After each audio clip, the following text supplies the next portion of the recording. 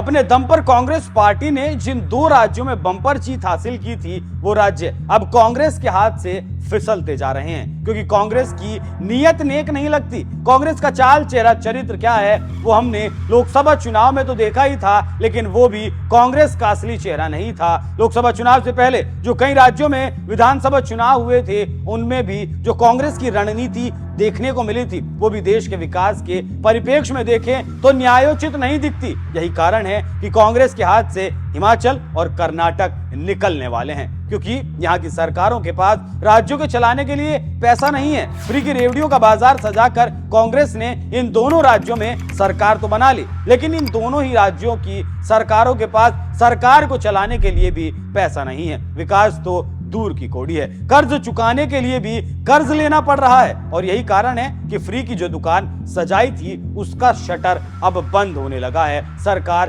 हांफने लगी है। तो पहले बात करते हैं हिमाचल में आखिर चल क्या रहा है। दरअसल हिमाचल की कांग्रेस सरकार उस वक्त चर्चा में आ गई जब उसकी हिमाचल कैबिनेट में एक फैसला लिया जाता है। फैसला यह था कि राज्य में जो लोग आयकर भरते हैं, उन्हें अब फ्री बिजली का लाभ नहीं मिलेगा।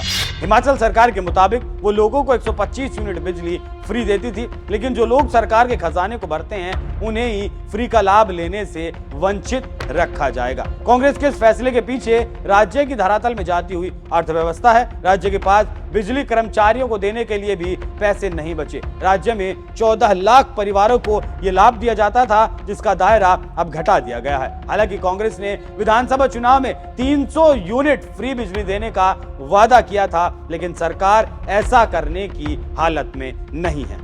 हिमाचल सरकार की हालत एक रेवड़ी को पूरा करने में खराब हो गई। वैसे तो कांग्रेस ने फ्री बिजली के साथ मुफ्त राशन, महिलाओं को मुफ्त बस यात्रा, बेरोजगारी भत्ता, महिलाओं को नकदी जैसे भी तमाम वादे किए थे, लेकिन अफसोस कांग्रेस ऐसा नहीं कर पाई। यही सूरत हाल कर्नाटक में भी है, क्योंकि यहाँ रेवड़ियां कांग्रेस ने कर्नाटक में भी बांटी थी, लेकिन पूरा वहां भी नहीं कर पाई। इन राज्यों के नेताओं के साथ साथ अधिकारी भी अब मानने लगे हैं कि विकास कार्यों के लिए इन राज्यों के पास पैसा नहीं है।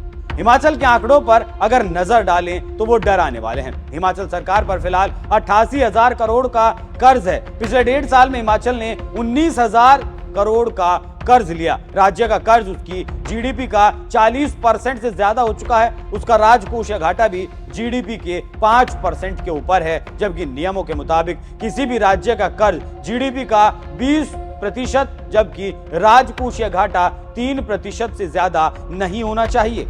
राज्य के मुख्यमंत्री सुखविंदर सिंह सुक्खू ने खुद कहा कि राज्य के कर्ज को चुकाने के लिए भी कर्ज लेना पड़ रहा है। वहीं कर्नाटक पर कर्जा 1 लाख करोड़ के पार जा चुका है। अब यहाँ आप ये समझ लीजिए कि कांग्रेस ने जनता को बेवकूफ बनाकर एक बार तो सरकार बना ली, लेकिन हर बार ऐसा नहीं कर पाएगी। केजरीवाल के फ्री वाले मॉडल को कांग्रेस ने कॉपी करने की कोशिश तो जरूर की, लेकिन धड़ाम से जा गिरी। और इसीलिए कहा जा रहा है कि राहुल गांधी ने जनता को धोखा दिया और जनता आने वाले वक्त में कांग्रेस को जवाब देगी। दोनों राज्य कांग्रेस के हाथ से फिसलने वाले हैं। अब देखना होगा कि आने वाले वक्त में होता क्या है। ये वही राहुल गांधी हैं जो संविधान को हवा में लहराते हुए संविधान की रक्षा की बात करते हैं, महंगाई का मुद्दा उठाते हैं, बेरोजगारी का मुद्दा उठाते हैं, लेकिन अपने ही राज्यों में राज्यों को चलाने का पैसा इनके पास नहीं है, क्योंकि फ्री की रेवड़ियां बांटनी है। और फ्री की रेवड़ियां इसलिए बांटनी है क्योंकि सत्ता में बैठना है। तो जो नियत की बात की है कांग्रेस पार्टी की, वह यही है कि